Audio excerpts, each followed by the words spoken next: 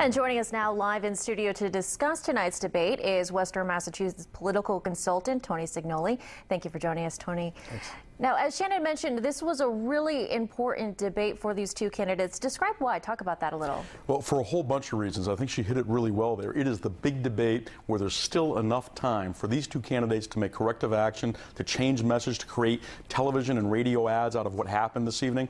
The last debate on the 30th of October, it's just too late at that point. There's more time after this one, crucial time in the next few weeks. And the other thing that was important about this debate is that there's 18% of the electorate right now that's undecided. And as you tear into those polls, a big chunk of those folks are right here in Western Massachusetts. That's why I think it was important that tonight was such a Western Mass-centric kind of a debate, that they talked about real issues relative to Western Mass.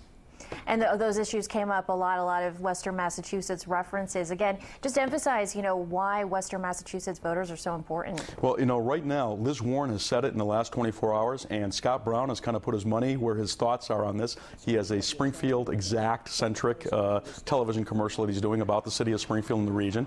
He's airing that right now. And Liz Warren has said if it's going to be one, it's going to be one here. She's got to win the cities and towns that he won against Martha Coakley. It's going to be very engaged. And I think that is why you're going to see so much more of them from now to the election. In fact, tomorrow, they're both pulling a President Obama. Like Obama, right after the debate, he went right into Wisconsin, where he had to go to win.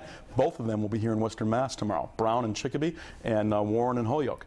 And speaking of that, in tonight's debate, they didn't really bring up Warren's Native American descent, didn't really bring up asbestos. Was there new ground covered tonight?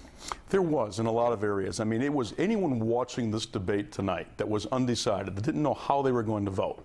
It would almost be difficult to fathom that they would not know how to vote, because it was so clear-cut, the differences between the two. So not so much new ground, but distinctive ground. You know where the two of them stand on equal pay for women, for equal work. He is against, she is for. We know now even more definitively where they stand on the jobs bill, the last jobs bill that came up in the Congress, and even more definitively on everything from student loans to health care. I mean, it's really clear-cut. That's one of the things that happened tonight in this debate that we hadn't seen before. You completely know where they stand. They weren't running for the middle ground, trying to appease or appeal independent voters. They're looking to fire up their bases and bring the folks home that they both need to win.